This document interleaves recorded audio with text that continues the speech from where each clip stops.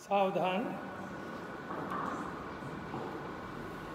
नमो अरिहंताणं नमो सिद्धाणं नमो आयरीयाणं नमो वज्रायाणं नमो लोय सव्यसाहूनम्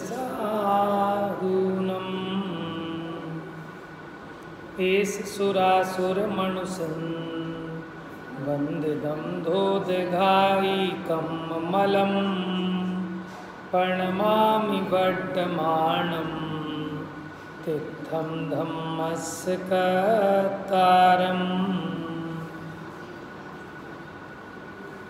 प्रवचन सारजी ग्रंथाधिराज चरणानुयोग सूचक चूलिका श्रामण्य होने का इच्छुक क्या क्या करता है। पहले तो बंधु वर्ग से विदा लेता है और बंधु वर्ग से विदा लेने का तरीका भी बड़ा भेद विज्ञान वाला था। माने अपने भेद विज्ञान को पुष्ट करता है और दूसरे के भेद विज्ञान में वैराग्य में निमित्त होता है। उसके पश्चात क्या होता है कि जो आचार्य हैं, गुणाढ्य हैं, कुल रूप और वय से विशिष्ट हैं। तो यहाँ अच्छा खुलासा कर दिया था, देखो रूप का भी और वय का भी। माने बालकपना ना हो, बचपना ना हो। बात शारीरिक उम्र की नहीं, माने बालकपने में जो बुद्धि की विकलता पाई जाती है अथवा बुढ़ापे में जो बुद्धि की विकलता होती है उससे तो रहित हैं। अब कोई कहे जवान है क्या, कि जवान तो हैं लेकिन जिन पर यौवन का उद्रेक नहीं चढ़ा, वो है ना अनिर्वारोद्रेकस त्रिभुवन जयी काम सुभटा कुमारावस्थाया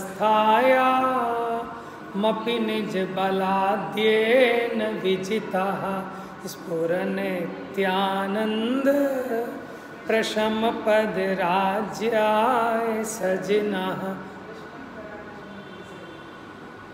महावीर स्वामी नयन पथगामी भवतु में। वो भी पढ़ लो। महामोहातंक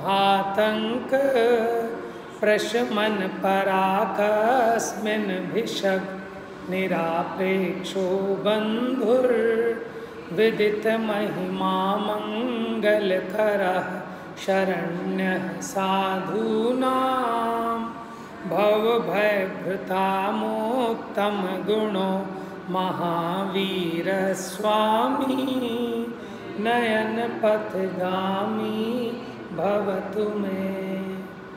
माने मेरे नयन पथगामी हो जाओ।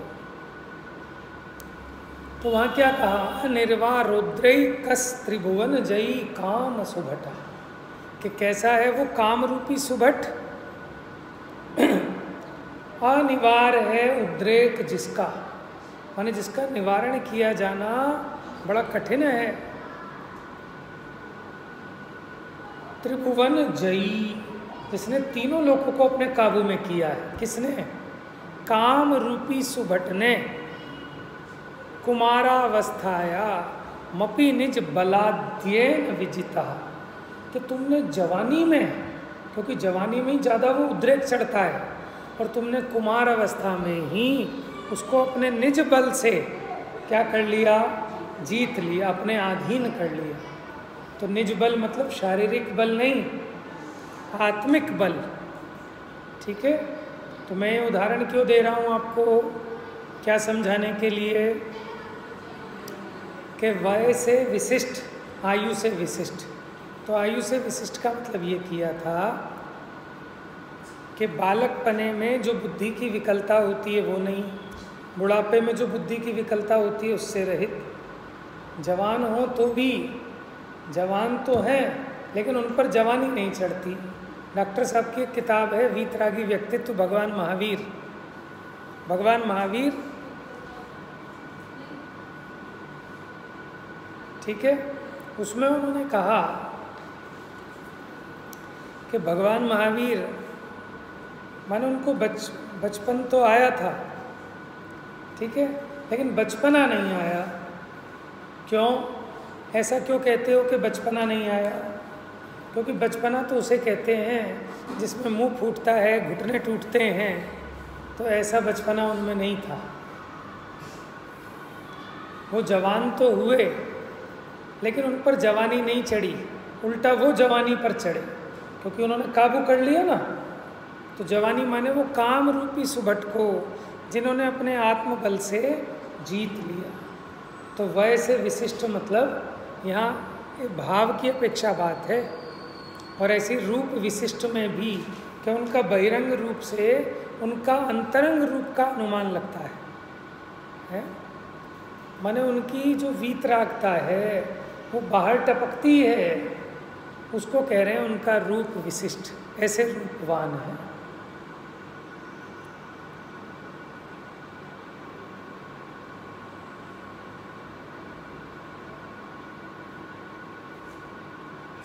और कुल विशिष्ट माने कि सब लौकिक जनों के द्वारा निशंकतया सेवा करने के योग्य होने से एक बात, और दूसरा कुल क्रमागत जो हिंसादि क्रूर दोष आते हैं उनसे रहित होने से जो कुल विशिष्ट हैं।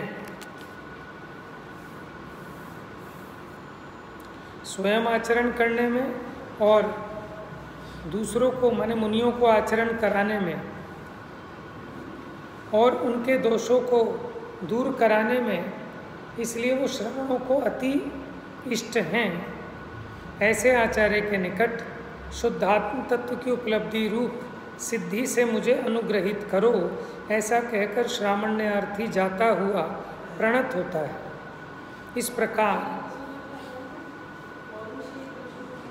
माने मनुष्य से होने वाले दोष, पौरुष का मतलब है मनुष्य, कि जो उससे हो सकने वाले दोष हैं उन दोषों का अपराध माफ़ी कराते हैं।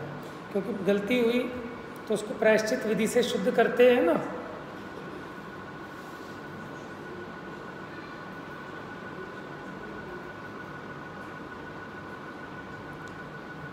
पश्चात वह कैसा होता है। अब अगली गाथा चलनी है 204 नंबर की। तो बड़ी अच्छी भेद विज्ञान की गाथा है। क्या कहा इसमें, बहुत सुंदर पढ़ा था ना कल। ना हम होमि परेसिम, ना हम यानी ना मने नहीं, अहम मैं, परेसी मैं पर रूप नहीं होता। न मैं परे न तिमज्जमिह किंची,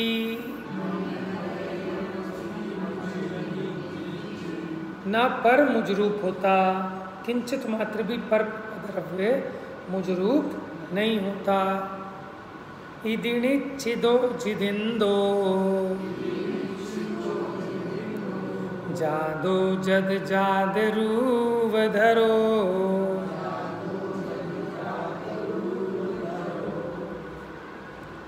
ना हम भवामि परेशान,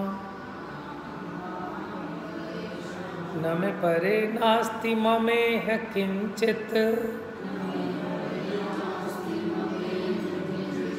इति निश्चितो जितेन्द्रियः, जातो यथा जात रूपधरः।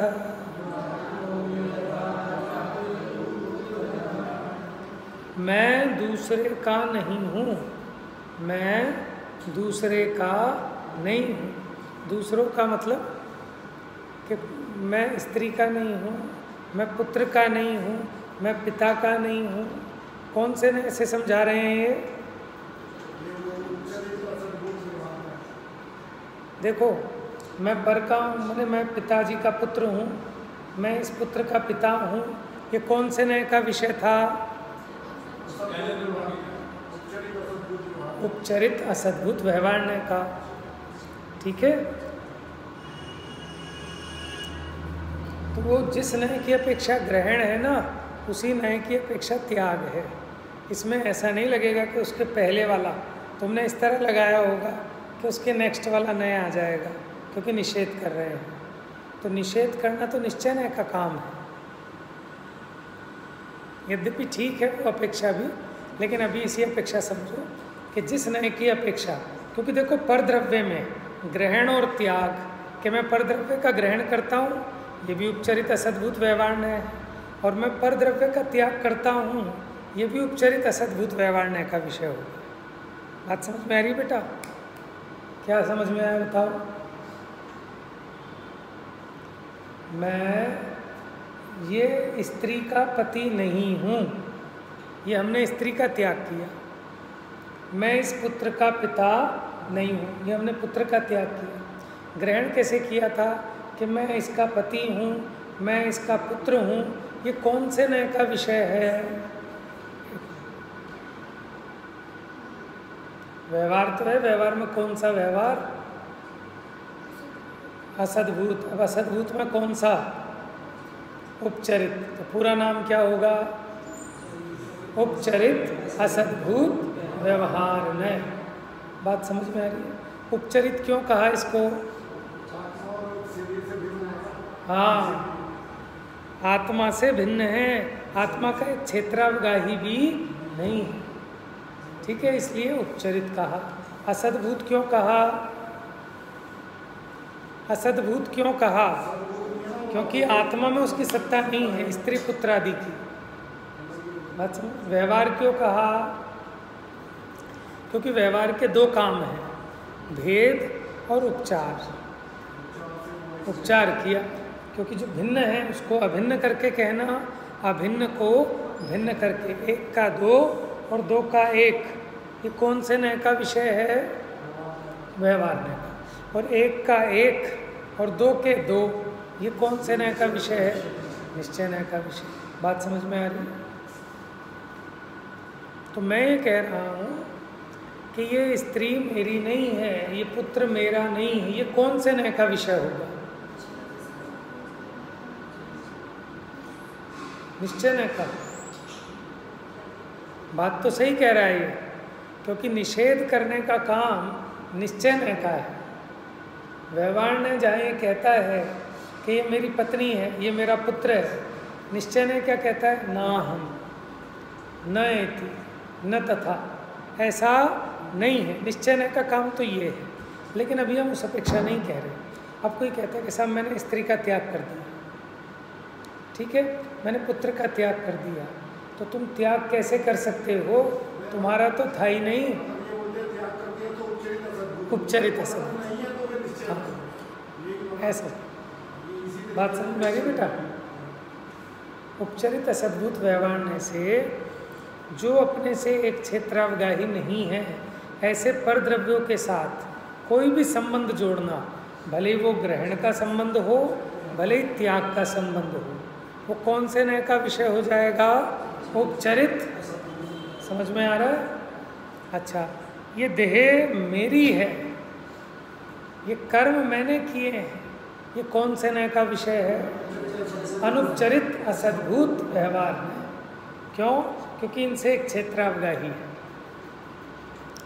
और मैंने शरीर का त्याग किया, मैंने कर्मों का नाश किया, ये कौन से नय का विषय होगा?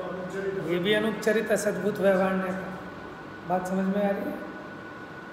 कर्म मेरे साथ एक क्षेत्रावगाही है, तो इन कर्मों को मैंने बांधा या इन कर्मों का त्याग किया, नाश किया, ये दोनों उसी नय के विषय होंगे, अनुपचरित असद्भूत व्यवहार नय। हाँ, देखो ये तो वक्ता के अभिप्राय को नय कहते हैं, वक्तुरो अभिप्रायो नया। अब उसके अभिप्राय में क्या है? ज्ञाता अभिप्राय, ज्ञाता का क्या अभिप्राय है? वो उसमें उसका निषेध देख रहा है, तब तो वो निश्चय नय का हो जाएगा। क्योंकि निश्चय नय का काम क्या है कि व्यवहार नय ने जो कुछ कहा, निश्चय नय कहता है ऐसा नहीं है।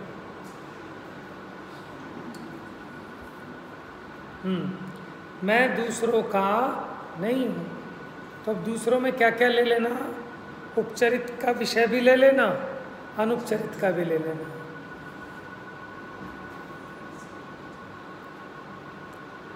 पर मेरे नहीं है, मैं तो पर का नहीं हूँ, और पर भी, जैसे मैं इसका पापा नहीं हूँ और ये मेरा पुत्र, दोनों तरफ से पक्का किया ना काम। प्लॉट तो दो हैं, लेकिन एक ही दीवार खींच के भी तो काम हो सकता है कि नहीं, तुम अपनी दीवार अलग खींचो, हम अपनी दीवार अलग खींचेंगे। हर एक द्रव्य की अपनी अलग कौन सी दीवार है? वो अत्यंता भाव की। एक द्रव्य अपनी मर्यादा बाउंड्री में रहता है, दूसरा भी अपनी बाउंड्री में रहता है। देखो चलो ये अपनी बाउंड्री से बाहर भी निकल भी गया, लेकिन दूसरे की बाउंड्री में प्रवेश नहीं कर सकता। पहले तो अपनी बाउंड्री से बाहर नहीं जाता, तो हम तो कह रहे हैं डबल दीवार है वज्र की, एक अपनी बाउंड्री की और एक दूसरे की। आप अपने गेट से बाहर नहीं जा सकते, और कदाचित चले भी गए तो दूसरे के मकान में घुसने के लिए भी तो गेट है, वहाँ नहीं घुस सकते। तो ये दो तरफा दीवार है।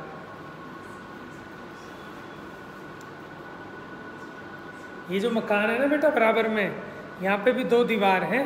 एक हमने अपनी दीवार खींची है जो हमारी बाउंड्री में है, एक उसने अपनी दीवार खींची है जो उसकी बाउंड्री में है। हम कदाचित अपनी दीवार को तोड़ लें तो फिर उसकी दीवार खड़ी है, और ये दीवार तो टूट जाएगी, लेकिन वस्तु की मर्यादा की जो दीवार है वो नहीं टूट सकती, क्योंकि अनादि निधन भिन्न भिन्न वस्तुएं अपनी मर्यादा सहित परिणमित होती हैं। कोई किसी में कुछ नहीं कर सकता।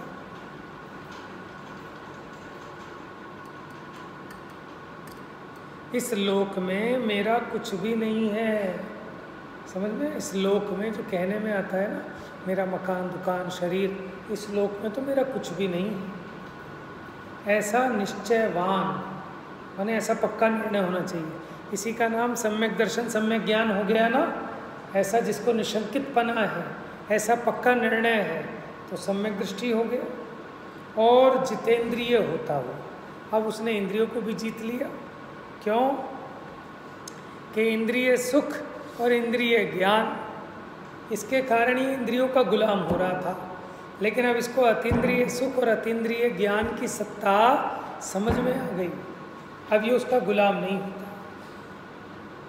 बात समझ में आ रही है?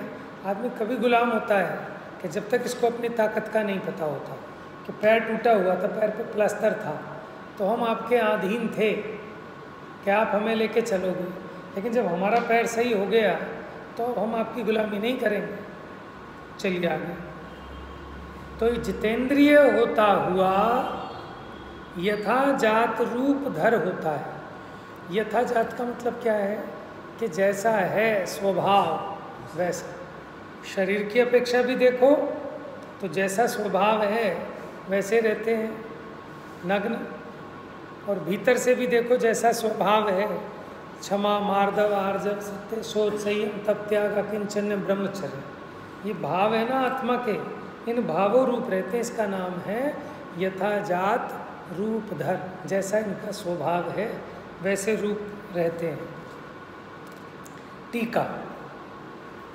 और तत्पश्चात श्रामण्यार्थी यथा जात रूप धर होता है।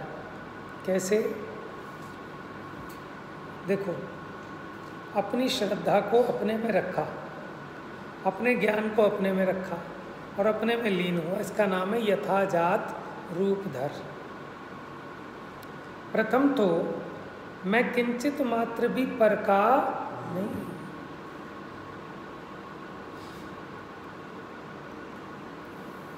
लेकिन ये भ्रम कितना टेढ़ा बैठा है कि मैं इसका हूँ, ये मेरा है, पर भी किंचित मात्र मेरे नहीं है। ये बात समझ में आ जाए तो सुखी हो जाए, सारी टेंशन मिट जाए।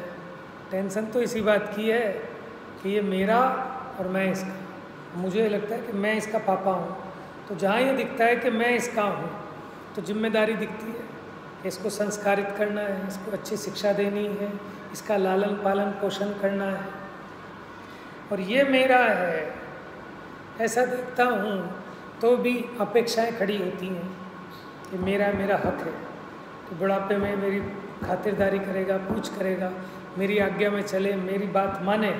अपेक्षा आती है ना, तो उस अपेक्षा में से दुख आता है।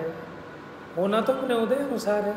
मानो बच्चा कितना ही अच्छा हो, लेकिन अपने ही उदय खराब हो तो क्या करेगा?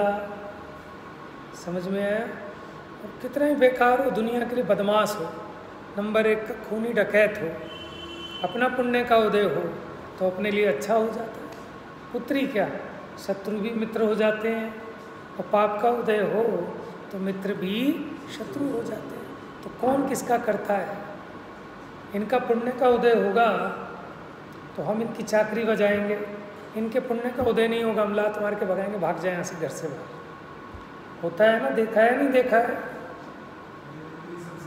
और कई बार बेटा लात मारे तो भी उसको, तो बेटा सब ले ले, सब ले ले, कोई बात नहीं, लात मार ले लेकिन ले ले, तो अपना ही है, तो उसका पुण्य का उदय है।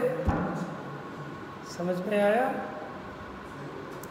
तो ये सामने वाले का गुण दोष देखना है, ये देखो, सामने वाले का गुण दोष देखना वो उपचरित असद्भुत व्यवहार का विषय है कि इसने मेरी सेवा करी, मेरे पुत्र ने मेरी बहुत सेवा करी, ये उपचरित असद्भुत व्यवहार का विषय है।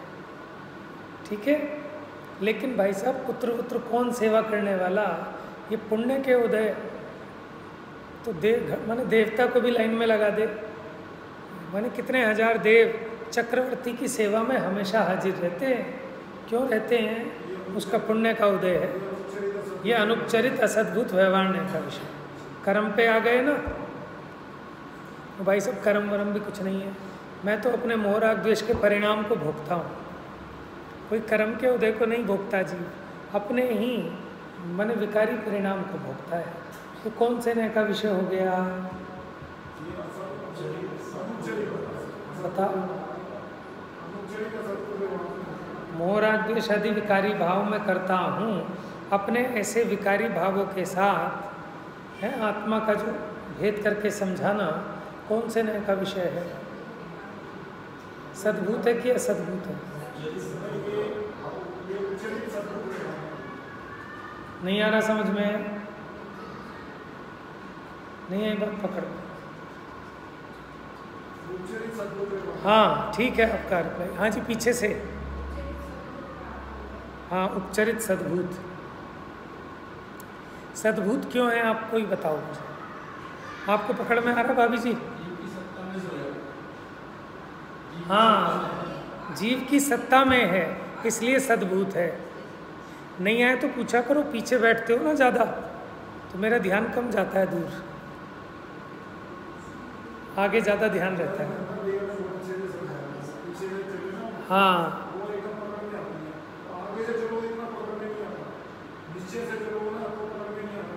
हाँ स्थूल से सूक्ष्म की ओर ही चलना चाहिए, क्योंकि निषेध, अभी हम जहाँ खड़े हैं वहाँ से भीतर जाना है ना। हाँ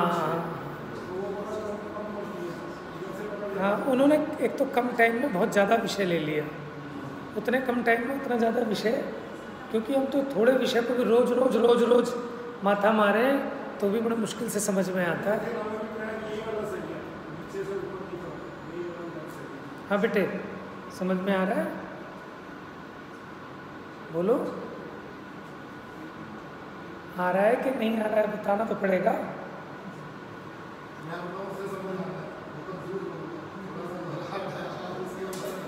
सही है। हाँ देखो भाई साहब आ रहा है समझ में? रमेश भाई साहब कोई बात नहीं, घबराओ मत, पूछो आप, छोड़ दो, हम तो हर क्लास में पीछे का लेते ही नहीं, हम तो आज जो बता रहे हैं, जो आज आएगा उसको आज का समझ में आएगा, पीछे से कोई मतलब नहीं। आप ये सोच के बैठो, क्योंकि अगर आप ये सोच के बैठोगे ना मैं कल नहीं आया था, तो आपको पक्का आज समझ में नहीं आएगा। हाँ पार्टिसिपेशन होना चाहिए आपका। हाँ कोई बात नहीं, बोलना चाहिए, क्योंकि ज्ञान का आदान प्रदान तभी होता है। मौन धारण कर लोगे तो ज्ञान का आदान प्रदान नहीं होगा है, और चर्चा करने से ज्ञान बढ़ता है, अशुद्धता दूर होती है?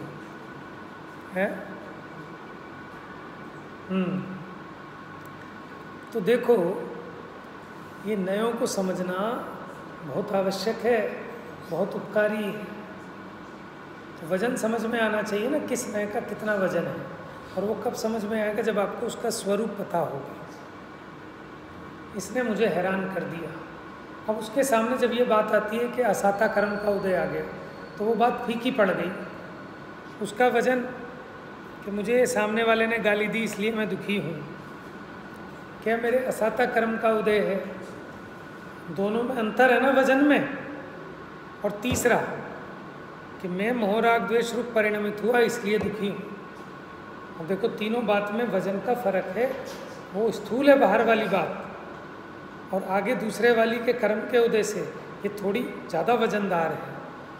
और मैं अपने मोह राग द्वेष परिणामों से दुखी हूँ, और ज़्यादा वजनदार है। और आगे आ जाओ, मैं तो ज्ञानमय हूँ, ज्ञाता मात्र मेरा स्वरूप है, ये सबसे वजनदार बात है। और मैं ज्ञान हूँ, ऐसा भेद भी मुझे अनुभूति में बाधक है। सही है ना?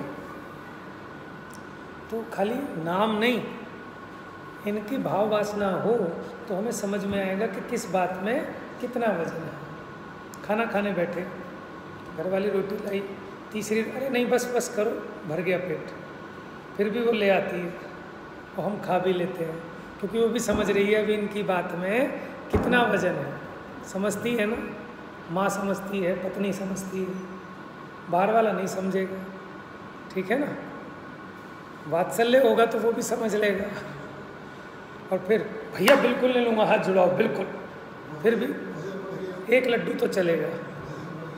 ठीक है? और फिर अब थाली से उठ ही गए हम कि अब तो बस झगड़ा हो जाएगा, बिल्कुल नहीं खा सकते। तो बात का वजन समझ में आता है ना?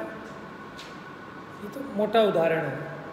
तो उसी प्रकार खाली नाम से बात नहीं चलेगी, आपको उसका स्वरूप स्पष्ट होगा तो ऑटोमेटिक आप जिनवानी पढ़ेंगे।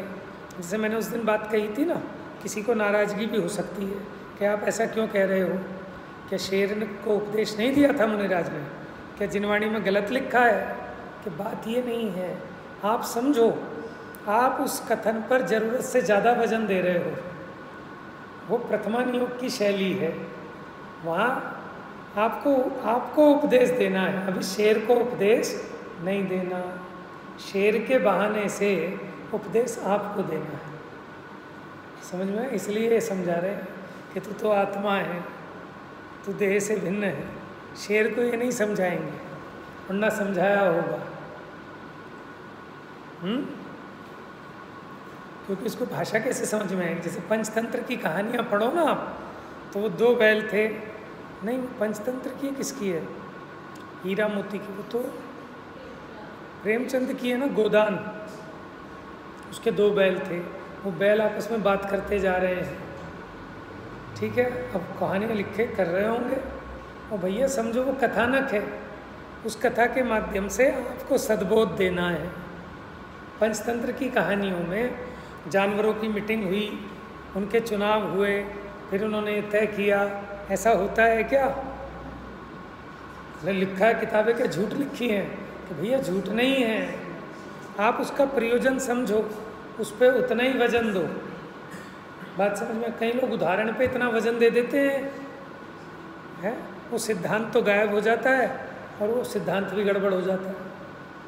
तो ये तो समझना पड़ेगा ना कि कहाँ किस बात पर कितना वजन रखना। अब ये स्टाइल आपको अगर नहीं आएगी तो आप जिनवाणी के मर्म को समझ नहीं पाओगे। इसीलिए नयों का जानना आवश्यक है। भले ही आप उसके नाम ना जानें, आप उसको पढ़ने की अपेक्षा समझें, है ना? जैसे बच्चा सामान लेके आया, मम्मी कपड़े धो रही थी, तो बच्चे ने कहा मम्मी ये सब्जी कहाँ रखूँ? कि रख दे, मेरे सर पे रख दे। बच्चा रख देता है क्या? क्यों? आज्ञाकारी नहीं है। और अगर रख दे तो वहीं थपकी पड़ेगी उसको। कपड़े धो रही है ना, कि मम्मी तुमने ही तो कहा था। है? क्यों? ऐसा क्यों? बच्चा समझ रहा है ना कि क्या अपेक्षा है। बच्चा पूछता है मम्मी कुछ है क्या, कुछ पड़ा है क्या खाने को? कि हाँ तेरे बाप ने लाके लड्डू रखे हैं, खा ले। चुपचाप बैठ जाता है वो, ये नहीं पूछता कि कहाँ रखे हैं। क्यों? आप समझ रहे हो? अब अगर नहीं समझे तो पिटे फिर। ऐसे ही 4 अनुयोगों की अलग अलग शैली है। कहीं निश्चय की मुख्यता से कथन है, कई व्यवहारण्य की मुख्यता से, और उसमें भी व्यवहारण्य 4 प्रकार का, निश्चय भी 4 प्रकार का। अब वहाँ सब जगह तो नाम लिखेंगे नहीं, आपको समझना पड़ेगा अपेक्षा को। आप नए का नाम समझो ना समझो, वो तो एक माध्यम है, कैसे बताएं हम आपको, ठीक है ना। हम कोई एग्जाम्पल भी बताएं तो ABCD नाम रख के बताएंगे, XYZ नाम रख के बताएंगे, कुछ ना कुछ तो नाम रखना पड़ेगा ना। इसलिए हमने नयों के नाम रख लिए उसके हिसाब से समझने समझाने के लिए। लेकिन खाली नामों तक सीमित नहीं रहना आप। अब जैसे ये ना, अभी परिभाषा तो बता देगा ये, अनुपचरित असद्भुत व्यवहारण्य क्या है, जैसा पढ़ाया वैसे तो बता देगा। लेकिन अभी हमने एप्लीकेशन पूछी तो फंस गया, है ना। और नाम सीखना, लक्षण जानना वो पहला स्टेप है, लेकिन उसके आगे उसको अप्लाई करना आना चाहिए। अप्लाई करने का काम है। और कदाचित आपको नाम आदि ना आते हों तो भी चलेगा। शेर आदि को नाम आदि नहीं आते थे, लेकिन उनको भाव भासना थी, कहाँ किस बात पर कितना वजन रखना, ये भाव भासना थी। ठीक है ना, कि मैं चक्रवर्ती हूँ, मैं आत्मा हूँ, दोनों बात सच हैं, लेकिन किस बात पे कितना वजन रखना, इसका सही ज्ञान होना चाहिए। चलिए,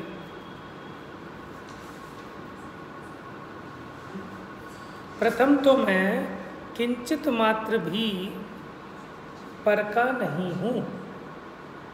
मैं तो इस बात पे आ रहा था कि अगर हम इस बात का घुलन करें, बार बार विचार करें, सामायिक में यही विचार करें कि अपने को कौन सी चिंता सताती है कि दुकान में माल नहीं मिल पा रहा, आजकल ग्राहक वापस लौट रहे हैं, मेरे मकान का प्लस्तर ख़राब हो रहा है, ये मेरा बच्चा जो है अब ये मेरे कहने में नहीं चलता, यही तो चिंताएं हैं इसकी।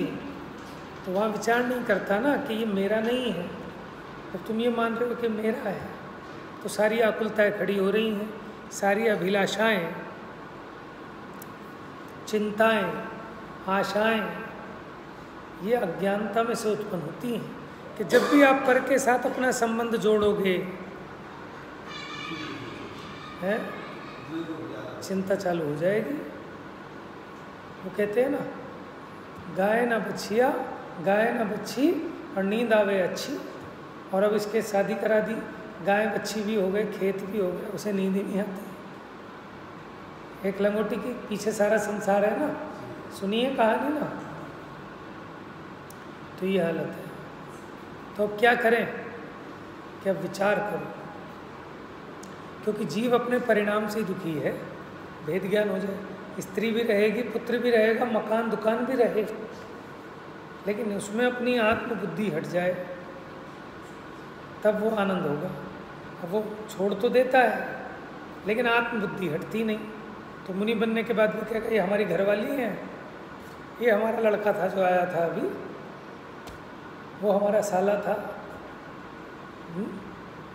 तो कहाँ आत्मबुद्धि छूटी है। चलो भाषा भी बदल ले कि हमारा गृहस्थी का, लेकिन तुझे लग रहा है कि नहीं लग रहा?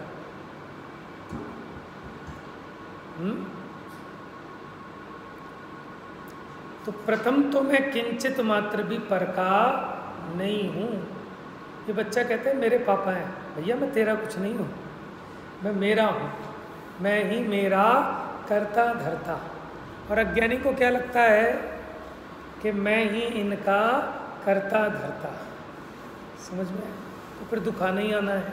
अब कौन सुखी कर सकता है जब आपने मान ही ऐसा लिया, खूंटा ही गलत जगह गाड़ लिया, पहले ही मटका उल्टा रख लिया, अब उसके ऊपर जितने मटके रखोगे उल्टे ही रखे जाएंगे।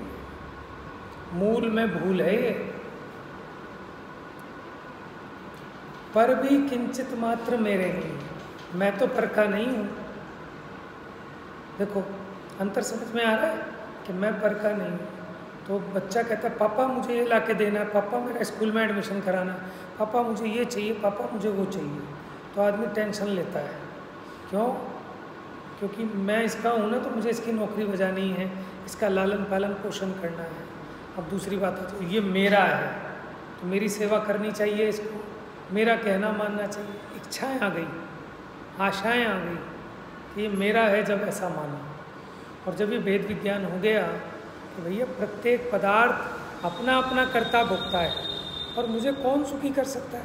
अरे तेरे पुण्य का उदय हो तो तुझे किसी से सेवा ही क्यों करानी पड़ेगी? तू पहले भाव ऐसे बांधता है कि बुढ़ापे में मेरी सेवा करेगा, मतलब ये तेरा पक्का है कि तेरे इतने पाप का उदय आएगा कि तुझे सेवा करानी पड़ेगी है? देखो ये जीव मेडिकल इंश्योरेंस लेता है, और भाई साहब कैंसर का भी डाल दो इसमें पैकेज, कैंसर हो गया तो कि तू वहाँ तो इतनी बुद्धि लगा रहा है कि कैंसर हो गया तो रुपया पैसा कमा कमा के, भाई साहब पैसा जोड़ लो 10-20 लाख रुपये, कोई भारी बीमारी हो गई तो उसको जोड़ने में जितना पाप कमा रहा है तो अपना उपयोग वहाँ खराब ना करता, पुण्य का उदय आता तो शरीर में रोग ही नहीं होते। तो वो ज़्यादा बढ़िया कि शरीर में रोग लगें फिर पैसा खर्च करके उसका इलाज कराएं, वो बढ़िया? बताओ, इसको समझ में ही नहीं आता। तो इसलिए तो पाप के काम में जितना टाइम देता है भेद विज्ञान में, धर्म ध्यान में, ठीक है, अथवा तो शुभ क्रियाओं में उतना टाइम देता है क्या?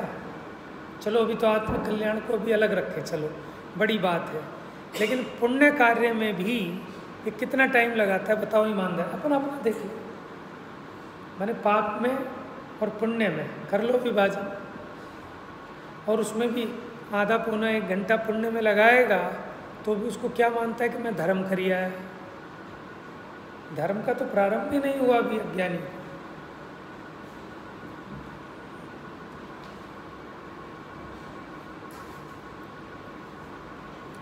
देखो ये तो हमें ज़्यादा बुद्धि है ना, तो इसलिए ज़्यादा गहरी बात में जाते हैं, लेकिन मोटी बात भी अगर अंदर में उतर जाए किसी के तो उसके कल्याण के लिए पर्याप्त है। इतनी मोटी बात भी किसी को समझ में आ जाए ना कि मैं किसी का नहीं और कोई मेरा नहीं है, तो उसको क्या आड़ है? मोक्ष मार्ग में काम हो जाएगा उसका। लेकिन छल ग्रहण नहीं करना भैया, हम तो ज़्यादा चक्कर में नहीं पड़ते, हम ज़्यादा बुद्धि को कष्ट नहीं देते, ये तो प्रमादी है। फिर समझ में तो तूने जितना समझा तो उसको लगाना, करना, उसको करता नहीं तो क्या उपाय है? जिसकी बुद्धि ज़्यादा होती है ना तो स्थूल विषय में उसका उपयोग नहीं लगता, इसलिए उसको सूक्ष्म विषय का भी अभ्यास कराते हैं। देखो कोई व्यक्ति ऐसा सरल परिणामी होता है जिसको एक बार समझा दिया समझ गया, और एक ऐसा कुटिल परिणामी होता है जो ऐसे नहीं मानता, फिर उसको नाना प्रकार से साम दाम दंड भेद से समझाना पड़ता है, तब जाके समझता है। तो कौन बढ़िया है? जो स्थूल में समझ जाए वो, कि जो बहुत समझाने जाने पर समझे वो? तो शेर सरल स्वभावी था कि एक बार में उसके सरलता में समझ में आ गई। शिवभूति मुनिराज कितने सरलता से समझ में आ गई, लेकिन हम ज़्यादा बुद्धि वाले हो गए ना तो इतना गहरा अभ्यास करना पड़ रहा है, फिर भी समझ में नहीं आ रही। और अभी अभ्यास करना ही छोड़ दे छल ग्रहण करके तो क्या बेड़ा गर्क होगा, सोचो। हाँ, क्योंकि समस्त द्रव्य तत्वतः माने परमार्थ से, वस्तु के स्वरूप से अगर देखें तो पर के साथ समस्त संबंध रहित है। एक द्रव्य का दूसरे द्रव्य के साथ कोई भी पारमार्थिक संबंध नहीं, वो सब व्यवहारिक कहे जाते हैं। इसलिए इस षड द्रव्यात्मक लोक में आत्मा से अन्य कुछ भी मेरा, ये कौन विचार कर रहा है? अभी विचार चल रहा है। जो श्रामण्यपना अंगीकार करना चाहता है ये प्रोसेस में है, अभी ये विधि बता रहे हैं कि पश्चात कैसा होता है। इस प्रकार निश्चित मति वाला, माने जिसकी बुद्धि में ये निर्णय हो गया है पर द्रव्यों के साथ स्वस्वामी संबंध जिनका आधार है, ऐसी इंद्रियों और 9 इंद्रियों के जैसे। ये क्या है 9 इंद्रिय? कोई बताएगा मुझे 9 इंद्रिय क्या है? सही कह रहे हो, बोलो। घबराते क्यों? हाँ, और बताओ। ठीक है, वेरी गुड, बहुत बढ़िया। और बताओ, बोलने से क्यों कतराते हो? बोलो। बताओ भैया। ठीक है, अब महिलाएं ज़्यादा इंटेलिजेंट है, पहले पीछे से बताएंगे 3 में से। पहले पीछे 3 में से कोई बताएगा क्या 9 इंद्रिय का मतलब? 9 इंद्रिय, 9 इंद्रिय क्या है? हाँ जी, अब देखो ग्रंथ में देखो,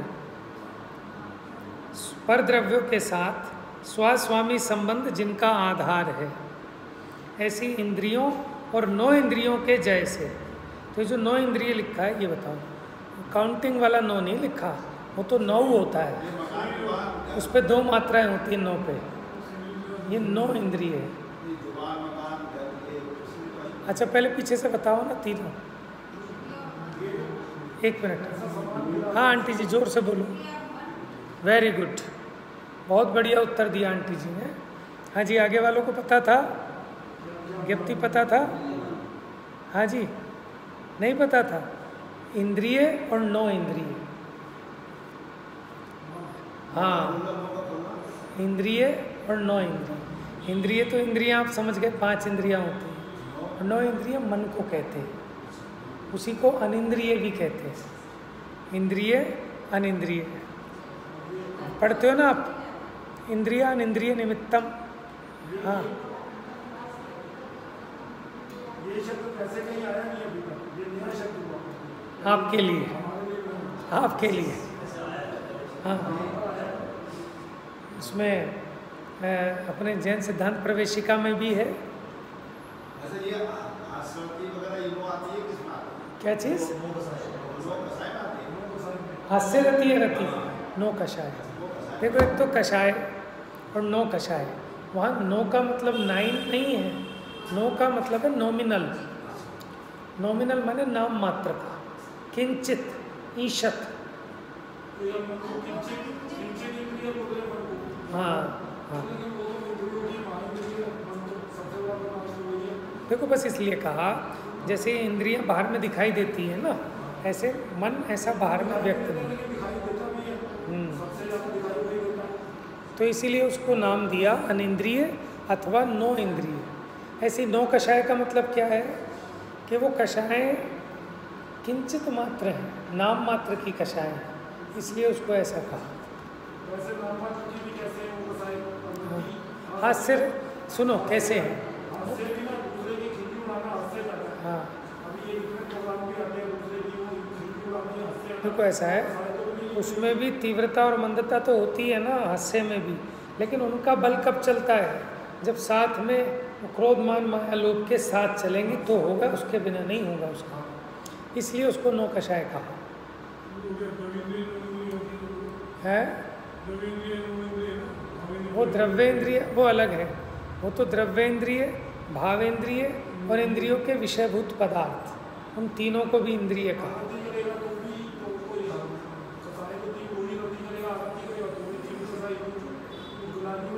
देखो आप समझो, 1 मिनट मैं बता रहा हूँ। एक तो है कषाय, क्रोध मान माया लोभ। यद्यपि हास्य वो भी राग में आ गया, लेकिन आचार्यों ने 2 भेद इसलिए किए कि क्यों?